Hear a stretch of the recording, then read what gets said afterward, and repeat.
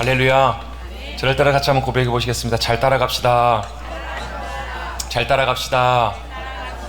왜 잘 따라가야 돼요? 여러분, 어렸을 때 우리 아이들에게 꼭 그 부모님들이 가르쳐 주는 것도 있잖아요. 낯선 사람 따라가지 마라. 모르는 사람이 너 뭐 같이 가자고 하면 따라가면 안 되죠. 안 돼요, 여러분. 함부로 따라가면 안 돼요. 근데 여러분 생각해 보세요. 길을 잃었어요, 아이가. 길을 잃었는데 누군 따라가야 돼요? 자기를 집으로 데려다 줄 수 있는 사람이 있으면 그 사람 잘 따라가야 돼요. 붙들려서. 요즘 여러분 아직도 아마 잡히지 않았죠? 뭐 캐나다 이쪽에서 산불이 나가지고 지금 뭐 몇 달째 지금 계속 불이 좀 나고 있잖아요. 여러분 생각해 보세요. 산불에 갑작스럽게 뭐 양쪽 사방에서 여러분 불이 다 이렇게 일어나가지고 몰려오고 있을 때 어디 피하지도 못하고 뭐 이렇게 우왕좌왕하고 있을 때 이제 죽었구나 싶을 때 누가 나의 손을 확 잡아줘요. 그리고 확 나를 이끌어요. 알고 봤더니 거기에 지리에 너무 능숙한 분이에요. 그래서 그분이 나를 확 잡아주면 어떻게 해야 돼요? 놔라! 이러시면 안 되잖아요. 뭐 해야 돼요? 따라가야 돼요. 왜요? 그것이 사는 길이니까. 그것이 생명길이니까. 여러분, 주님이 우리 붙잡아 주실 때 잘 믿음으로 따라가셔서 생명길을 걸어가시는, 승리의 길을 걸어가시는 사랑하는 성도님들 되시기를 간절히 주님의 이름으로 축복합니다. 아멘. 잘 따라가십시다. 여러분, 옆에 계신 분들 다시 한번 인사하겠습니다. 잘 따라갑시다. 누굴요? 저 따라가지 마시고 주님 따라가세요, 여러분. 사람 따라가는 것이 아니라 주님 잘 따라가는 것이 필요합니다. 여러분, 잘 따라가시는 성도님들 되시길 바랍니다. 다시 한번 인사 나누겠습니다. 한 주 동안 평안하셨습니까? 한 주 동안 평안하셨습니까? 그래도 안부 인사는 해야죠. 어떻게 잘 지내셨습니까? 주님의 은혜가 함께 하신 귀한 한 주셨는지 모르겠습니다. 여러분, 우리가 주님의 은혜 가운데 살아간다는 것은요, 이런 의미와 같습니다. 주님이 나의 힘이 되어 주신다는 의미입니다. 주님이 나의 힘이 되어주시고 나의 도움이 되어주신다. 주님의 은혜는 주님이 나를 도우시고 붙잡아 주시는 주님의 능력이거든요. 주님의 은혜 가운데 살아가게 되면 내 힘이 아니라 나를 도우시고 붙잡아 주시는 주님의 힘과 능력으로 살아갈 수 있음을 의미해요. 그래서 은혜는요, 내가 살아가는 것이 아니라 되어진다라는 표현을 잘 써요. 내가 할 수 없는 것인데 그 일이 되어지는 거예요. 쑥 이렇게. 뭐 내가 도저히 갈 수 없는 길이었는데 바람이 불어가지고 쑥 날아가고, 내가 할 수 없는 일들이었는데 생각지도 않는 어떤 다른 좋은 영향 때문에, 도움 때문에 그 일들이 쉽게 해결되어 버리는 거예요. 그게 바로 하나님의 능력과 도우심과 역사하심이라는 거예요. 여러분, 우리는 주님의 은혜와 도우심 가운데 붙들려 살아가야 되는 주님의 귀한 백성이고 자녀임을 여러분 꼭 기억하시기를 간절히 바랍니다. 여러분, 군인은 뭐 하는 분이에요? 군인은 뭐 하는 사람들인가? 나라를 지키기 위해서, 나라와 국민을 지키기 위해서 국가에 헌신한 사람들입니다. 그걸 감당하기 위해서 적합한 역할을 하도록 훈련하고 준비하는 이들이 군인이에요. 경찰은 뭐 하는 분들이에요?治安을 유지하기 위해서, 국가와 국민의 안녕과 질서를 유지하기 위한 역할을 하는 분들이 경찰들이에요. 의사 선생님들은 뭐 하시는 분들인가요? 의사는 사람들을 생명을, 건강을 지키고 고치기 위해서, 치료하기 위해서 있는 분들입니다. 여러분, 세상에 보면 많은 분들이 있고요, 많은 역할, 많은 하는 일들이 있는데 여러분은 과연 어떤 일들 하시는 어떤 분들이십니까? 여러분은 누구십니까? 여러분 누구세요?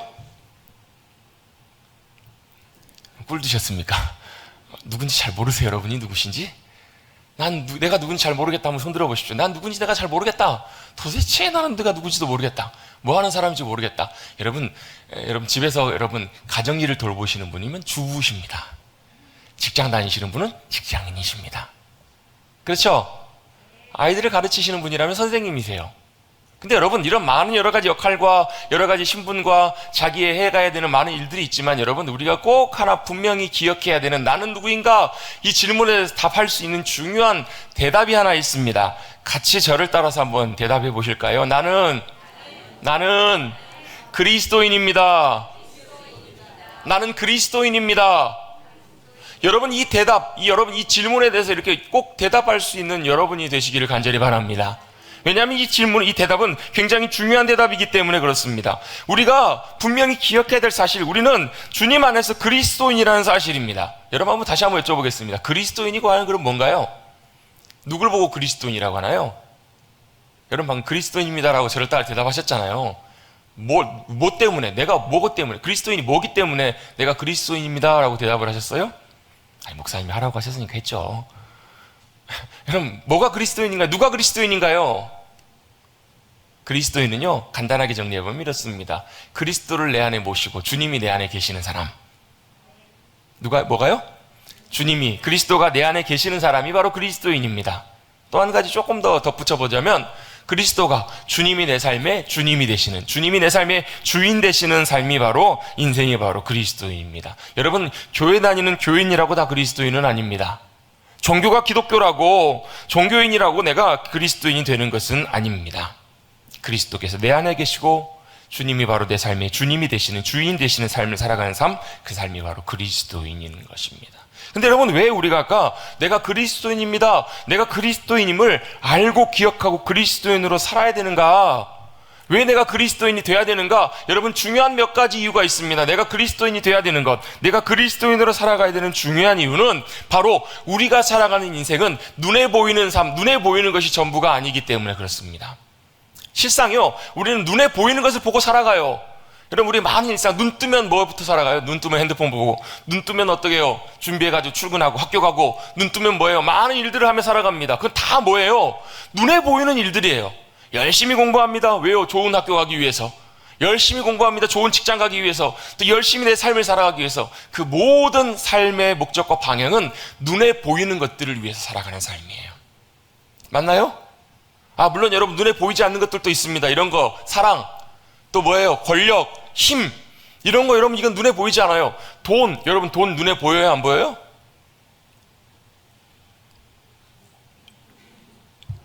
제가 너무 어려운 질문을 드렸나 봅니다.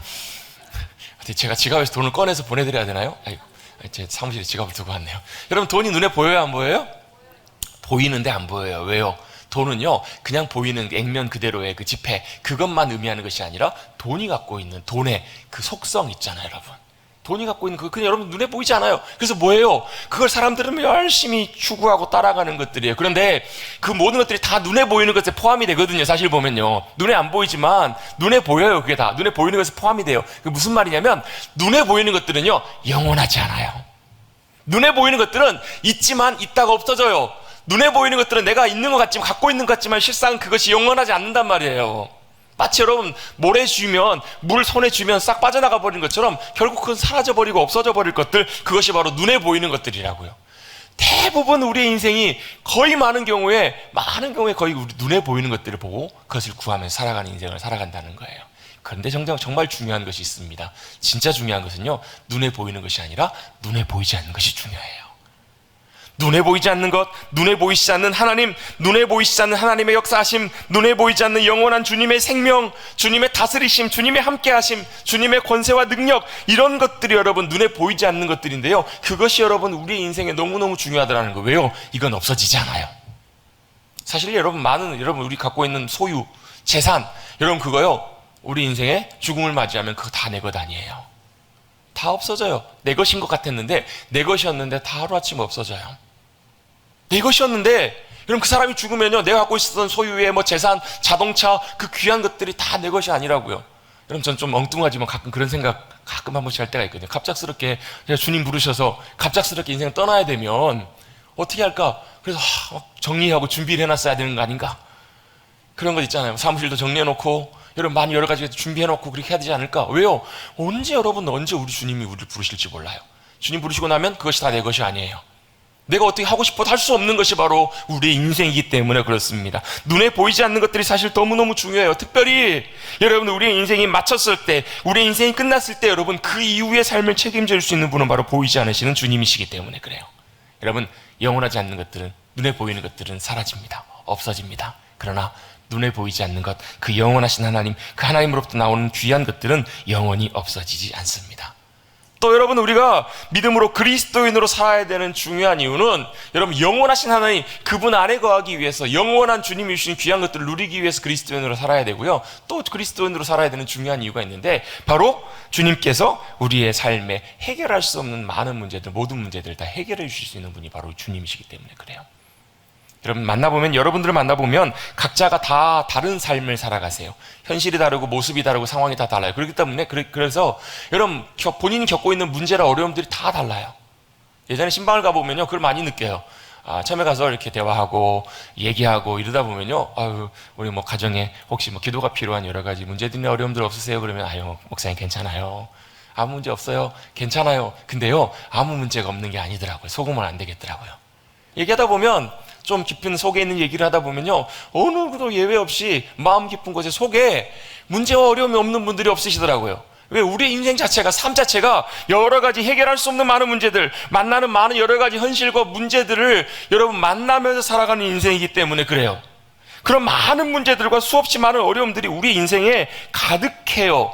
더 심각한 문제가 하나 있습니다. 그게 바로 뭐냐면 그 문제를 해결할 능력이 우리에게는 없다라는 거예요. 그 문제를 풀어낼 능력이 실상 우리에게 없어요. 왜? 여러분, 우리의 인생을 열심히 살아가는가? 많이 열심히 살아가시는 분들의 모습을 보면요, 뭐 하시려고? 잘 살려고 열심히 사세요. 잘 살려고 열심히 노력합니다. 그 이유는 뭐예요? 우리에게 있는 많은 만나는 문제들이 있어요. 많은 현실들이 있어요. 그걸 잘 해결하고 잘 문제를 풀어가고 잘 문제를 극복하기 위해서 열심히 살아요. 그래서 뭐예요? 열심히 공부도 합니다.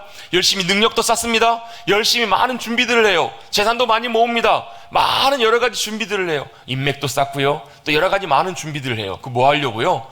그 적절한 상황에서 그 문제를 잘 해결하고 그 문제를 잘 넘어가고 잘 살기 위해서 그렇게 갖춰요. 근데 여러분, 아무리 잘 살아도요, 아무리 잘 준비하고 갖추더라도 우리는 궁극적으로 해결할 수 없는 문제 앞에 결국은 놓이게 돼요.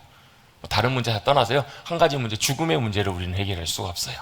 수없이 많은 현인들, 수없이 많은 위인들이요, 그 문제를 해결하기 위해서, 그 길을 찾기 위해서 열심히 찾았어요. 그 문제의 답을 찾으려고 열심히 노력했지만 어느 누구도 안타깝게도 그 문제의 답을, 그 길을 발견한 사람은 한 사람도 없었다라는 거예요.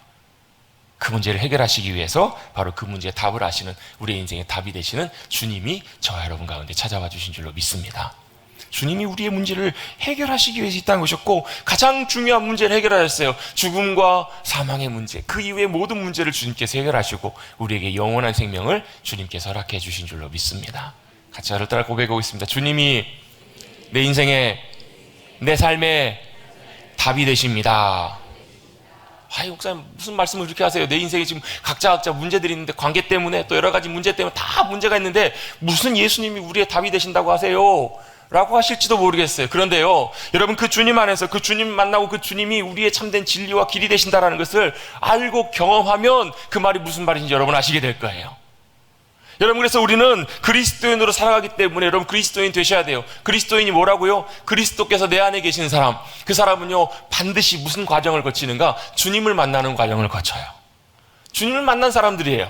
여러분, 주님, 살아계신 하나님, 눈에 보이시진 않지만 우리 하나님 아버지, 우리의 구주가 되시는 예수 그리스도를 만나시는 여러분들 되시기를 주님의 이름으로 축복합니다. 여러분, 아시는 분도 계시리라 생각해요. 조정민 목사님이라고 지금 서울의 베이직교회를 섬기시는 목사님이신데요, 옛날에 원래 이분이 MBC 기자로 유명하셨던 분이에요. 특파원 생활도 하시고 MBC 뉴스데스크 앵커까지 하셨고 나중에는 이제 사장도 하셨던 걸로 제가 알고 있는데요, 이분은 원래 독실한 불교 신자였습니다. 어렸을 때부터 어머니가 독실한 불교신자, 할머니가 독실한 불교신자 해서 어렸을 때부터 큰 절, 저기 양산에 가보면 통도사라고 여러분 혹시 아세요? 큰 절 있거든요.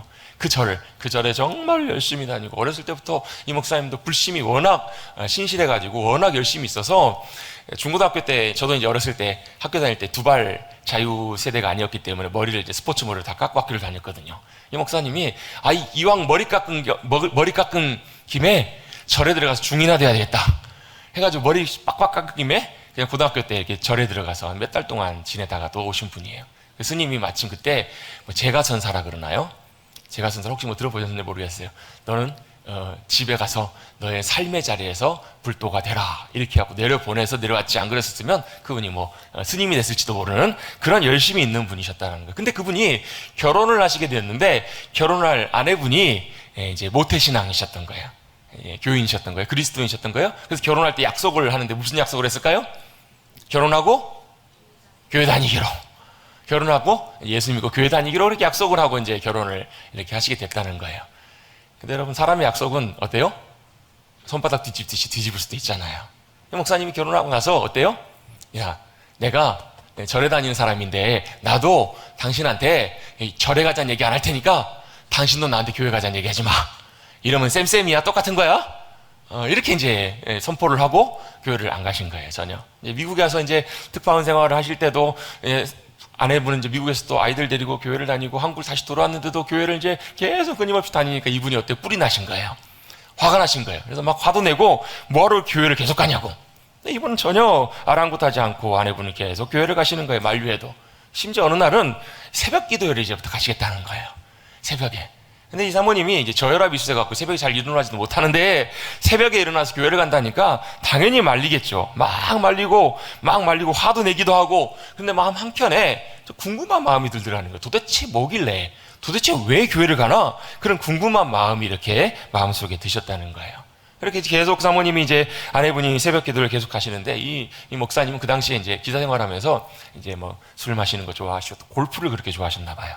그래서 시시때때로 시간만 나면 골프를 치시는데 하필이면 또 그날 하필 이제 새벽부터 일찍 이제 골프 연습장에 가서 골프를 치려고 갔는데 딱 도착하셨더니 그날이 정기 휴일인 거예요.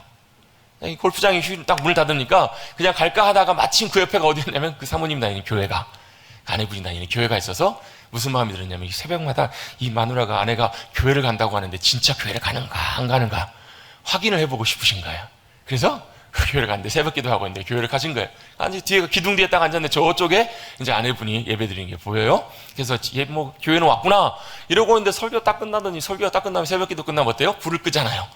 불을 끄고 이제 기도하는 시간, 개인 기도를 하는 시간이 있는데, 이야, 불 딱 끄고 기도하는데 그때부터 통성으로 막 소리를 내서 와 기도하시는 거예요. 옆에서 막 방언으로 막 못 알아듣는 말로 막 기도하니까 이 목사님 어때요? 깜짝 놀라면서 큰일 났다 그런 거예요.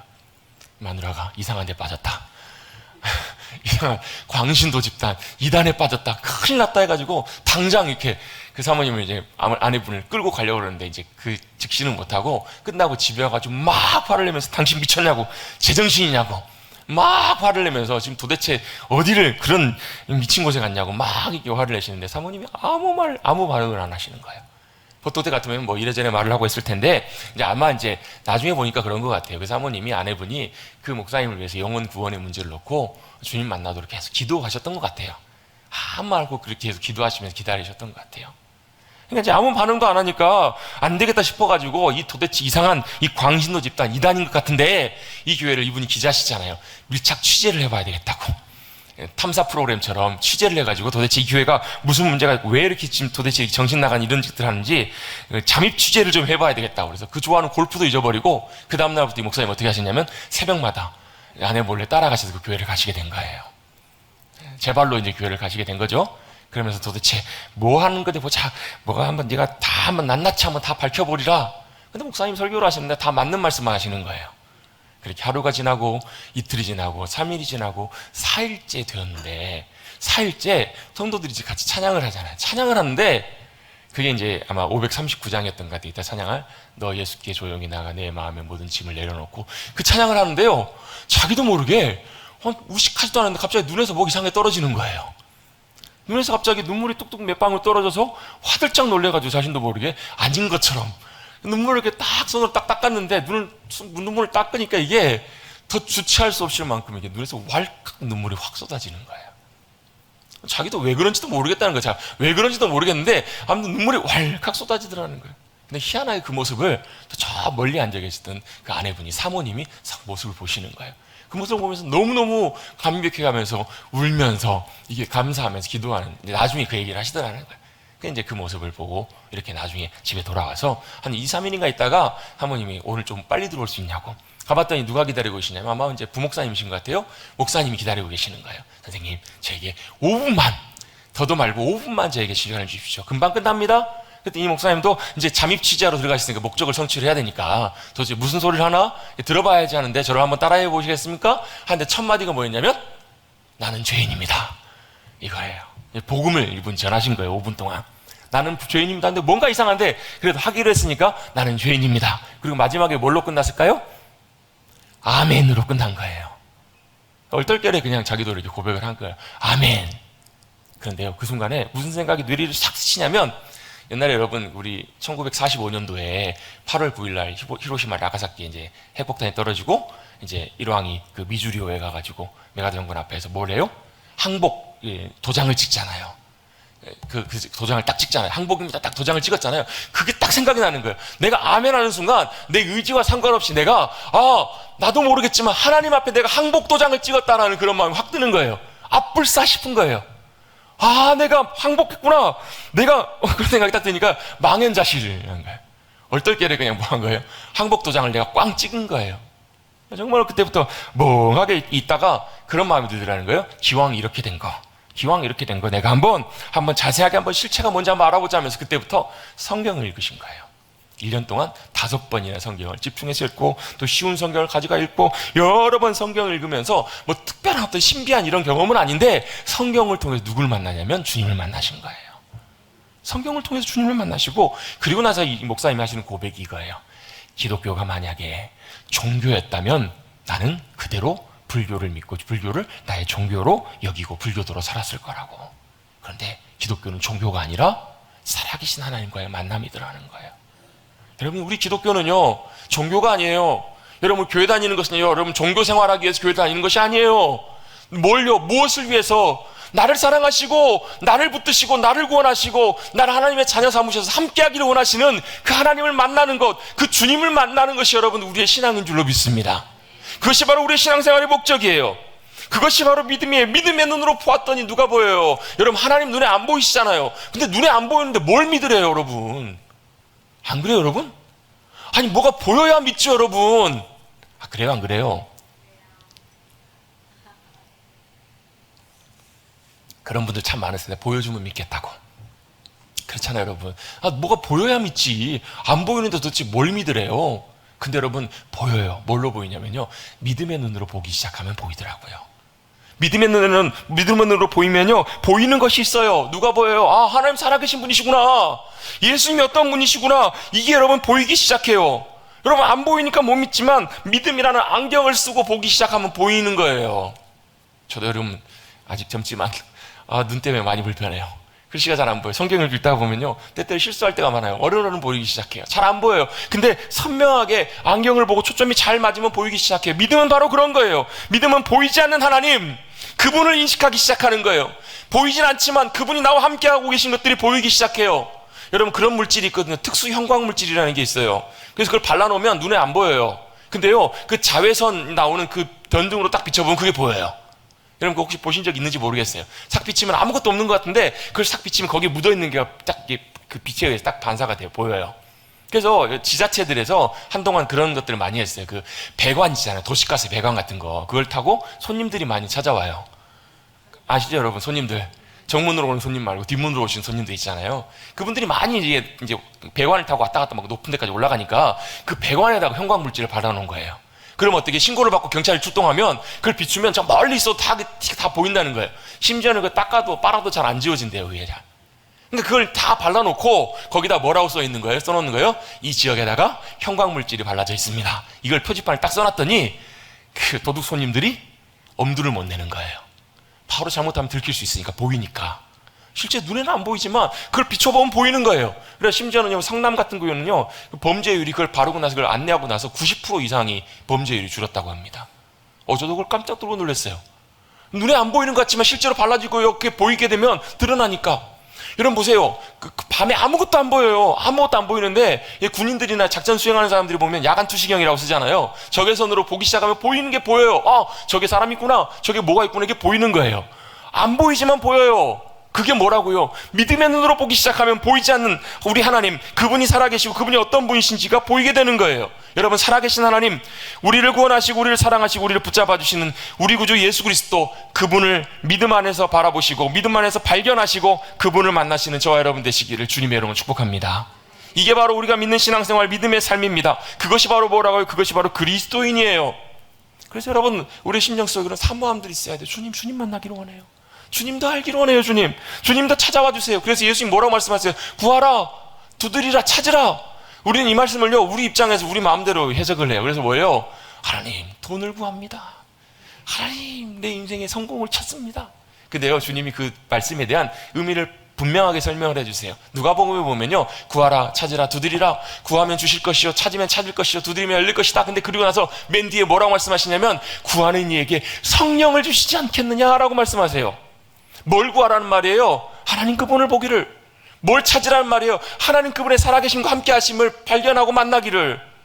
뭘 여러분 두드리고 찾으란 말이에요? 뭘 사모하란 말이에요? 하나님의 함께 하심, 하나님의 역사하심을 간절히 구하고 찾기를, 사모하여서 그 주님을 만나기를 주님이 원하고 계시는 거예요. 여러분 그렇게 주님을 만나시고 참된 그리스도인으로 그리스도인의 귀한 복된 삶을 누리며 살아가시는 저와 여러분 되시기를 주님의 이름으로 축복합니다. 그럼 과연 그리스도인이 믿음으로 살아가는 삶이라고 하는데 그 믿음으로 살아가는 그리스도인의 삶이 어떤 모습인가? 오늘 성경 본문은 두 가지의 특징을 우리에게 보여주고 계십니다. 오늘 성경을 잠깐 살펴보겠습니다. 베드로후서 1장 1절부터 오늘 4절, 사실은 11절까지 말씀을 다 나누려고 했는데요, 11절까지 말씀이 믿음으로 시작해서 성장하는, 우리 영혼이 자라가는 말씀의 내용들이에요. 이렇게 쭉 내용이 흘러가요. 근데 이제 뒤에 부분은 다 시간상도 나누기가 어렵고 그래서 앞에 부분만 좀 두 가지 중요한 부분을 좀 나누려고 하는데요, 먼저 1절 2절은 인사예요. 인사. 베드로 후서는 여러분 누가 썼을까요? 예수님의 제자 베드로 아시죠? 아시죠? 예수님의 수제자 베드로가 성도들에게 편지를 쓴 거예요. 문안 편지를, 권면의 편지를. 지금이야 핸드폰 다 있고 뭐 다 이렇게 뭐 연락할 수 있지만 멀리 있는 사람들 그 당시에는 만나기가 어려웠기 때문에 편지로 주로 이제 문안하기도 하고 또 하고자 하는 말들을 많이 전달을 했어요. 편지를 썼는데 무슨 편지를 썼냐면 1절 2절에 보면 먼저 평안의 인사를 전하는데 누구에게 전하냐면 예수 그리스도의 종 사도인 시몬 베드로 자신을 밝혀요. 시몬 베드로가 우리 하나님과 구주 예수 그리스도의 의를 힘입어, 무슨 말이냐면 하나님과 예수 그리스도 그분의 의가 나의 의가 돼서 의인 된 사람들이에요. 여러분 우리는 의인이 아니에요. 죄인이에요. 근데 하나님께서 우리를 의롭게 여기세요. 왜요? 의로우신 주님이 우리 가운데 함께 해주셔서 우리가 의롭게 여김 받은 바 된 거예요. 나는 의롭지가 않지만 그리스도 의로 말미암아 의인이 되었어요. 그러면서 동일하게 뭐라고 나오죠? 1절에 보시면 동일하게 한번 그 뒤에 읽어볼게요. 시작. 보배로운 믿음을 우리와 함께 받은 자들에게, 동일하게 뭘요? 함께. 베드로와 사랑하는 형제들 모든 만나는 사람들이 뭘 갖고 있다는 거예요? 똑같이 보배로운 믿음을 받았다라는 거예요. 믿음 안에 살아가는 그리스도인들, 믿음으로 살아가는 믿음의 형제들에게 편지한다라는 거예요.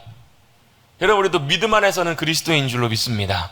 그리스도인이 믿음으로 된 거예요. 믿음으로 주님을 보고 믿음으로 주님이 나의 구주심을 믿고 그리스도인이 되었어요. 그들에게 평안의 인사를 전하고 있습니다. 하나님과 우리 주 예수 그리스도를 알므로 은혜와 평강이 너에게 더욱 많기를 원한다 라고 인사를 합니다. 그리고 나서 3절과 4절에요 두 가지 중요한 사실을 사도 베드로가 우리에게 강조해 줍니다. 첫 번째가 3절에 나오는데요, 우리 3절 말씀 같이 한번 읽어보겠습니다. 3절 읽습니다. 시작. 그의 신기한 능력으로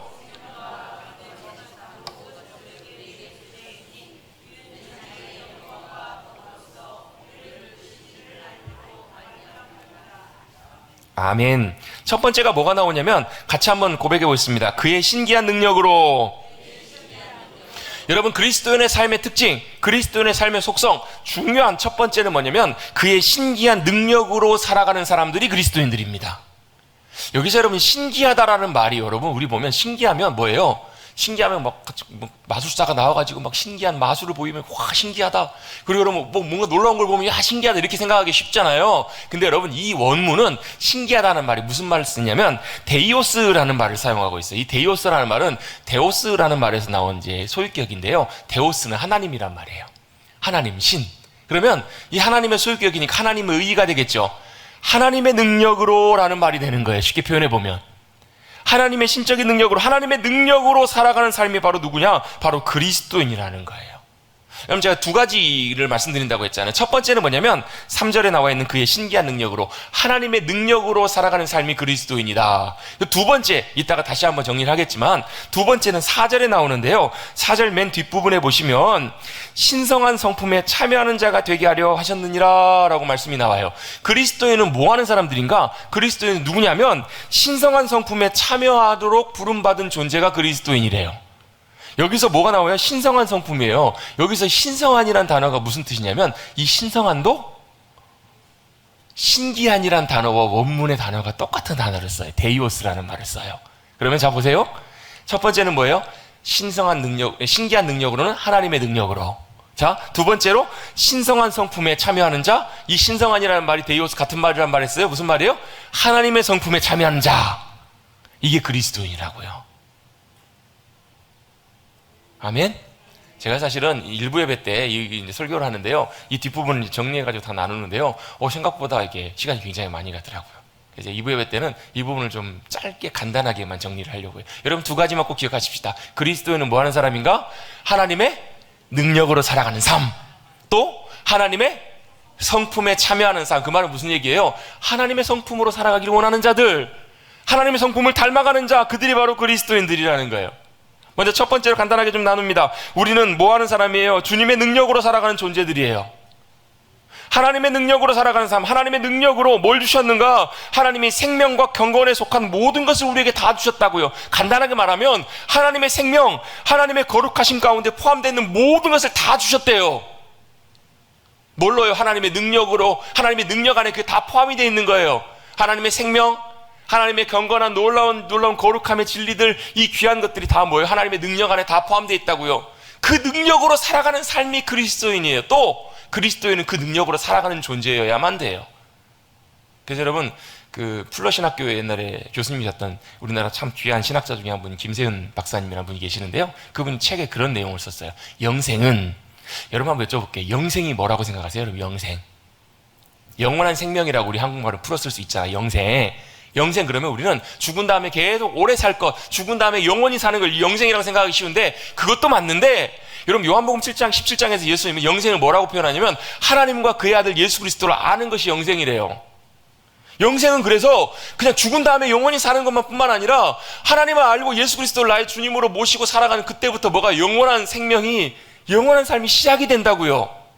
그게 영생이에요. 근데 여러분, 김세현 박사는 조금 더 구체적으로 어떻게 설명하냐면, 영생이 뭐가 영생인가? 영생은 바로 뭐냐면 하늘 아버지의 유업을 이 땅에서 끌어쓰는 삶이 영생이다. 무슨 말인가 설명을 드릴게요. 하늘 아버지, 하늘에 계신 우리 아버지의 유업, 그 말은 뭐냐면 하나님께 포함되어 있는 많은 것들, 하나님의 것을 이 땅에 끌어쓰는 삶이 바로 뭐냐면 영생의 삶이라는 거예요. 아멘? 여러분, 영생을 누리고 살고 계십니까? 여러분, 하나님께서 우리에게 주신 선물 영생, 그 영생의 삶을 살아가시는 여러분들 되시기를 주님의 이름으로 축복합니다. 여러분, 단순히 그냥 여러분 옛날 진시황이 원했던 여러분 불로장생, 여러분 단순히 이런 개념을 뛰어넘어서 훨씬 큰 개념이에요. 영생은 이 땅에서 주님과 함께 살아가는, 생명의 주님과 함께 살아가는 것이 바로 영생의 삶인데, 그냥 단순히 그냥 살아가는 것이 아니라 뭐예요? 하나님 아버지 하늘의 유업, 하늘의 귀한 능력, 하늘의 풍성한 것들을 이 땅에 끌어쓰는 삶이라는 거예요. 그래서 이렇게도 표현해 볼 수 있습니다. 다른 말로 하나님을 덧입어 살아가는 삶, 하나님의 능력을 덧입어 살아가는 삶, 하나님의 능력과 자원으로 살아가는 삶이 바로 뭐냐면 영생, 이 믿음의 삶이라는 거예요. 여러분, 그리스도인으로 하나님의 능력을 누리며 살아가시는 여러분들 되시기를 간절히 주님의 이름으로 축복합니다.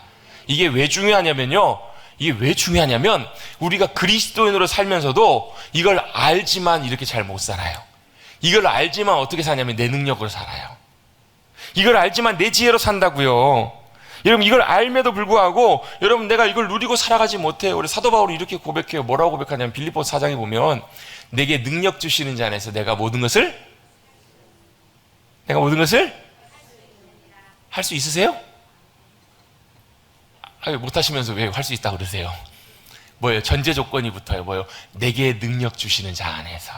바꿔 표현해보면요, 내 능력이 되시는, 나의 힘과 능력과 도움이 되시는 그 주님 안에 있으면, 그 주님이 나와 함께하고 계시면 그걸 내가 깨닫고 알게 되고, 아, 주님이 나와 함께하고 계시는구나, 그걸 알고 깨달으면 뭐 한다는 거예요? 그분의 능력이 그걸 가능케 하신다고요. 아니, 어떻게 원수를 사랑해요, 여러분? 말도 안 돼요, 여러분. 그건 불가능한 일이에요, 여러분. 그럼 내가 도저히 감당할 수 없는 일이 있어요. 내가 도저히 할 수 없는 그런 일이 있어요. 근데 뭐가요? 그걸 가능케 하시는 분이 바로 우리 주님이시라고요. 그 주님 안에 있고 그 주님의 능력을 내가 힘입으면, 그 주님을 의지하고 붙들어서 그 주님이 나의 능력이 되어주시면 뭘 할 수 있다고요? 넉넉히 그것들을 이겨낼 수 있다고요. 상황은 안 바뀔지 몰라요. 현실은 여전히 그대로 문제와 환경 속에 남아있어요. 근데 뭘요? 사도 바울은 알아요. 뭘요? 내가 부에 처하든 가난에 처하든 이 상황에 처하든 저 상황에 처하든 내게 능력 주시는 주님 때문에 모든 것을 능히 감당하고 감사함으로 그것이 나를 더 이상 넘어뜨리지 못하는 문제가 됩니다 라고 그렇게 고백했던 거예요. 그 주님이 함께 하시고 그 주님이 나의 능력이 되실 때, 역사해 주실 때 뭘요? 아, 그 주님의 능력 때문에 내가 그 모든 것들을 감당합니다 라고 사도 바울은 이렇게 고백했던 거예요. 여러분, 바로 그 주님의 능력 안에서 우리는 모든 것들을 능히 감당하며 쓰러지지 않고 능력 가운데 일어나게 될 줄로 믿습니다. 아까 우리 예배 때 예배 시작하면 찬양했잖아요. 괴로울 때 주님의 얼굴 보라, 슬플 때 주님의 얼굴 보라. 여러분, 마음 슬플 때 여러분 마음 바꾸기 참 쉽지가 않거든요. 마음 괴로울 때 참 그 마음을 바꾸기가 어려워요. 그래서 어떻게 해요? 여행을 가기도 하고, 좋은 친한 친구를 만나기도 하고, 좋은 일을 찾기도 해요. 근데 여러분, 가장 확실하고 분명한 방법은 뭐냐면요, 우리의 능력과 도움이 되시는 그 주님을 믿음으로 바라볼 수 있을 때, 그 주님이 여전히 사랑의 시선으로, 사랑의 눈으로 우리를 바라보고 계시고, 어느 때라도 우리의 신음소리까지도 귀를 기울이고 계시는 하나님 아버지심을 우리가 깨닫고 알고 믿고 보게 될 때, 그때 뭐예요? 아, 하나님이 내 힘이시구나, 하나님이 내 능력과 도움이 되시는구나, 나의 능력이 되시는구나. 그걸 여러분 믿음으로 분명하게 깨닫고 발견하고 그 능력 가운데 담대하게 일어나게 될 줄로 믿습니다. 여러분, 우리는요 주님 안에서 반드시 발견해야 되는 것이 하나 있어요. 뭐예요? 바로 그리스도를 의지하는 삶, 바로 주님의 능력으로 사는 사람은요 그걸 알아요. 뭘요? 아, 내가 안 된다라는 걸 알아요. 그래서 여러분, 그리스도인들은 뭘 알아야 되는가? 주님 안에서 우리의 삶의 현실 속에서 나의 절망을 알아야 돼. 내가 안 된다는 것을 깨닫고, 아, 안 되는 거구나. 그 절망해본 사람은 알아요. 뭘요? 내가 안 되기 때문에 뭐가요? 내가 안 되는 그 문제를 위해서 주님이 나를 찾아오셨다. 내 이 땅 가운데 내려와 주셨구나. 그리고 모든 것들을 회복하시고 하나님 아버지의 능력으로 사는 삶을 가능하게 하셨다라는 것을 여러분 깨닫게 되는 거예요. 여러분, 그리스도인들은 신기한 능력, 바로 하나님의 능력으로 사는 삶, 그 삶이 바로 그리스도인의 삶임을 여러분 꼭 기억하시기를 주님의 이름으로 축원합니다. 여러분, 성경에 보면 그렇게 살았던 귀한 인물들의 많은 모습들이 나와요. 여러분, 여러 사람들이 있는데 저는 지난 주 중에 성경을 읽으면서 요셉의 삶을 다시 한번 보게 됐어요. 요셉이 여러분 아시잖아요. 여러분, 파란만장한 인생을 살잖아요. 형들로부터 미움받고 구덩이에 던져졌다가 결국은 어때요? 다른 나라에 여러분 노비로 팔려요. 노예로 팔려요. 그 당시 노예로 팔렸다는 것은 사람 이제 취급 못 받는다는 얘기예요. 사랑하는 아버지로부터, 가족으로부터 떠나서 여러분 그 완전히 엉망인 삶으로 뒤집어져 버리잖아요. 근데 그럼에도 불구하고 정확한 표현은 안 나와 있지만 요셉은 그 상황 속에서도 함께 하시는 그 주님을 믿음으로 의지하고 바라보았던 것 같아요. 이렇게 성경에 표현되어 있습니다. 뭐라고 나와 있냐면요, 여호와 하나님이 그와 함께 하셨고 그를 그 어느 곳에서도 범사에 형통하게 하셨더라. 여러분, 한번 여쭤볼게요. 요셉의 삶이 형통한 삶이었나요? 아니요. 가는 데마다 이런 문제들이 많이 생겨요. 노예로 팔려가서 좀 잘 되는 것 같더니 어때요? 보디발의 아내가 요셉을 유혹해요. 자기는 잘못한 것도 하나도 없는데 억울하게 성범죄자로 누명 쓰고 감옥에 갇혔네요. 감옥에 갇혔어도 빠져나올 수 있는 몇 년형 이런 것도 없어요. 꺼내줘야 나오는 건데 마지막 부탁을 하잖아요. 술 맡은 관원장에게 나 좀 꼭 좀 기억해 주십시오. 잘못한 것도 없는데 억울하게 갇혀 있어요. 나 좀 나가면 좀 도와주세요. 근데 어떻게 그 사람이 2년 동안 새까맣게 잊어버려요. 여러분, 잊어버릴 수가 없거든요. 여러분, 그의 인생의 삶의 순간순간마다 여러분 일이 형통한 것은 하나도 없는 것처럼 보여요. 근데 분명한 사실은 성경은 하나님께서 요셉의 삶 가운데 함께 해주시면서 그의 삶의 범사에 형통하게 하셨다. 결국 여러분 그 역전 반전의 장면을 여러분 우리 너무너무 잘 알잖아요. 감옥에 있다가 한순간에 누구 앞으로 불려가요? 바로왕 앞으로 불려가요. 왜요? 바로가 꿈을 꾸잖아요. 바로왕이 꿈을 꾸는데 꿈을 아무도 해석을 못하는 거예요. 그제서야 이 술 맡은 관원장이 기억이 나요. 왕이시여, 제가요 감옥에 갇혀 있을 때 제 꿈을 기가 막히게 정확하게 맞췄던 히브리 소년이 한 사람이 있었던 것이 기억이 납니다. 그랬더니 바로왕이 뭐라 그래요? 당장에 데리고 오라고. 감옥 죄수 신분에서요 순식간에 그 당시에 가장 강대국이었던 바로왕 앞에, 애굽의 왕 앞에 요셉이 가게 돼요. 꿈을 얘기를 해줍니다. 내가 들으니까 너는 꿈을 잘 해석하고 그 의미가 무슨 의미인지 정확하게 안다고 하더라 라고 했을 때 요셉이 이때 애굽 왕에게 했던 말이 있어요. 무슨 말을 하는가? 이렇게 표현해요. 바로 뭐라고 하냐면 내가 아니라 하나님께서 바로에게 편안한 대답을 하시리이다, 이렇게 얘기를 해요.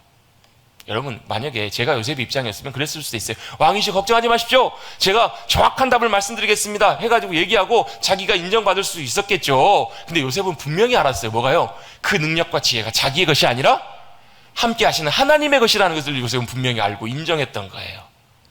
의지했어요. 자기의 지혜가 아니라 하나님께서 분명한, 여기 편안한 대답이라는 말은요 샬롬이란 말이에요. 샬롬. 샬롬이 평안이라는 말도 있지만요 완전하다 이런 의미도 있어요. 하나님께서 완전한 분명한 답을 왕에게 말씀해 주실 거라고. 누굴 통해서요? 요셉을 통해서. 이 삶이 무슨 삶이에요? 하나님의 능력을 의지하고 살아가는 삶이더라는 거예요. 요셉은 자기의 능력을 의지하지 않아요. 자기의 지혜와 명철을 과시하지 않았어요. 분명히 알았어요. 뭘요? 지혜와 명철과 능력이 자신에게 있는 것이 아니라 하나님께 있기 때문에 그 누구를 의지하는 거예요? 내 삶을 여전히 붙드시고 인도하실 수 있는 하나님 그분을 의지하고 믿고 맡겼던 거예요. 나중에 바로왕이 그런 얘기를 합니다. 그 해석대로 다 되잖아요. 그래서 막 흉년이 올 거라고 잘 준비해야 된다고 사람을 세워가지고 잘 준비케 하시라고 이렇게 조언까지 했더니 바로왕이 뭐라고 해요? 요셉을 보면서 어떻게 이와 같이 하나님의 영에 감동된 사람을 우리가 찾을 수 있겠는가? 하나님이 너에게 모든 것을 보이셨으니 너와 같이 명철하고 지혜 있는 자가 없다. 그러면서 이렇게 얘기해. 내 집을 다스려라. 온 나라를 다스려라. 그러면서 너보다 높은 존재는 내 왕좌 보좌밖에 없다고. 애굽의 모든 권세와 모든 것을 요셉에게 다 맡기는 그런 놀라운 일들이 일어나게 되는 거예요. 뭐 때문에 어떻게 이 일이 가능하게 됐을까요?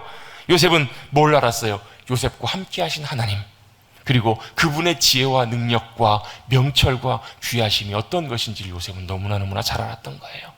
그것을 신뢰하고 의지하고 의도적으로 그걸 의지하고 붙들었기 때문에 하나님의 능력이 그의 삶 가운데 함께 하실 수 있었던 거예요. 깨닫는 거예요. 뭘 깨달아요? 같이 한번 해보시겠습니다. 뭐예요? 하나님이 나와 지금 함께하고 계시지. 내가 그리스도인지. 여러분 미운 오리 새끼가 아니라 여러분 백조시라고, 백조. 네? 무슨 얘기예요? 나는 여전히 무능력하고 별 볼 일 없고, 세상에서는 이리 치고 저리 치고 인정도 못 받아요. 근데 뭐예요? 분명히 알아요. 내가 그리스도인이구나. 그 말은 무슨 얘기예요? 나와 함께 하신 하나님이 능력의 하나님이시구나. 나와 함께 하신 하나님이 지혜와 전능의 하나님, 모든 것들을 모략과 계획을 가지시고 인도하시고 역사하시는 하나님이시구나 라는 것들을 깨닫고 사는 것이 바로 뭐라고요? 주님의 능력을 의지하며 사는 삶이라고요. 그래서 여러분, 그걸 깨닫는 사람은 뭐예요? 맡겨요. 의지하고 의탁한다고요. 여러분, 맡기십시다. 뭐예요? 주님의 능력 가운데, 주님의 도우심 가운데 맡기는 거예요. 내가 하지 않아요.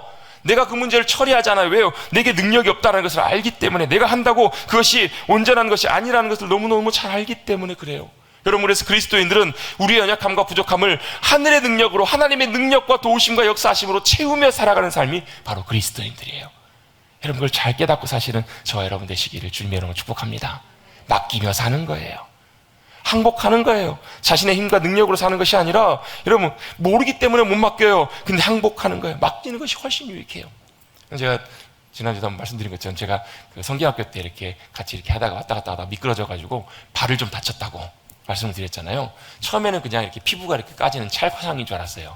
근데 나중에 알고 보니까요, 그게 단순한 찰과상이 아니더라고요. 이렇게 피부 안쪽까지 이렇게 쑥 많이 상해가지고 지금 한 3주 됐는데 이제 겨우 나아요. 이제. 왜 그랬을까요? 제가 이거 소독하고 치료한다고 제가 붙들고 있어서, 물론 뭐 심각하게 잘못하거나 많이 문제가 생기니까 그런 건 아닌 것 같아요. 이거 많이 배웠어요. 제가 이게 찰과상이 있고 열상이 있구나, 찰과상이 있고 열상이 있고 이걸 치료를 어떻게 해야 되는지 많이, 아무튼 저도 공부하면서 많이 배웠어요. 잘 치료를 했는데 더 좋은 방법은 뭐였겠어요?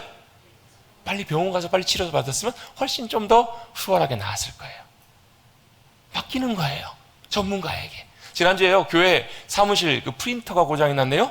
봤더니 잉크 무한 잉크인데 거기 안에 에어가 차가지고 인식이 안 된다는 거예요. 제가 예전에 몇 번 고쳐본 적이 있어가지고 프린터 그 카트리지 에어를 빼고 다시 장착했더니 됐을까 안 됐을까요? 됐어요. 됐어요. 한 번 됐는데 잠깐 또 쓰다가 몇 번 또 쓰다 보니까 다시 또 에러가 뜨는 거예요. 이번 한 개가 문제였는데 4개가 다 고장난 걸로 나오는 거예요. 어떻게 했을까요? 이틀 동안 2시간씩 4시간씩 끙끙거리다가 수리하신 사장님께 맡겼어요. 어제 연락이 와서 고쳐졌다고. 뭐 하는 거예요? 맡기는 거예요. 나의 능력이 아니라 하나님의 하늘의 능력, 하늘의 전능하심, 하나님의 지혜와 하나님의 명철 가운데 맡기는 것, 그것이 바로 믿음의 삶인 줄로 믿습니다. 맡기기 위해서 뭐 하셔야 돼요? 인식하셔야 돼요. 하나님이 나와 함께 하시지, 하나님이 나의 도움과 능력이 되시지. 여러분, 그걸 잊지 않고 여러분 하루에 몇 번씩이라도 여러분 꼭 깨어서 그 하나님을 의식하고 인식하고 찾고 구하여서 만나고 그 주님께 맡기시는 저와 여러분 되시기를 주님의 이름으로 축복합니다. 아멘. 한 가지가 뭐라고요? 하나님의 능력으로 사는 삶. 두 번째는 뭐라고요? 하나님의 성품에 참여하는 삶. 4절입니다. 이로써 그 보배롭고 지극히 큰 약속을 우리에게 주셨는데 그 약속으로 말미암아 세상 가운데 정욕 때문에 썩어져 버릴 것들을 피하고 썩어 없어져 버릴 헛된 삶이 아니라 하나님의 성품에 참여하는 자, 하나님의 성품을 닮아가는 삶으로 저와 여러분을 이끌어 가기를 원하신다라는 거예요. 여러분, 말씀 간단하게만 설명드립니다. 무슨 삶이냐면 우리의 삶의 방향과 모습이 어떻게 해요? 주님을 닮아가는 삶으로 나아가는 삶이라는 거예요. 그래서 여러분, 사실 그 뒤에 쭉 이어지는 11절까지 말씀은 그래서 뭐가 우리의 영혼이 변화되고 우리의 영혼이 성장하고 성숙하는 삶을 말해요. 그래서 뒷부분에 보시면 어떤 삶을 구하는가? 열매 없는 자같이 되지 않게 하기를 원한다라는 말씀이 8절에 나와요. 반대로 바꿔보면 열매 맺는 삶을 살라는 거예요. 여러분 무슨 열매를 맺고 사시겠습니까? 여러분의 삶의 열매가 아니라요, 여러분의 인생의 열매가 아니라 주님 닮아가셔서 주님의 열매를 맺으시는 여러분들 되시기를 주님의 이름으로 축복합니다.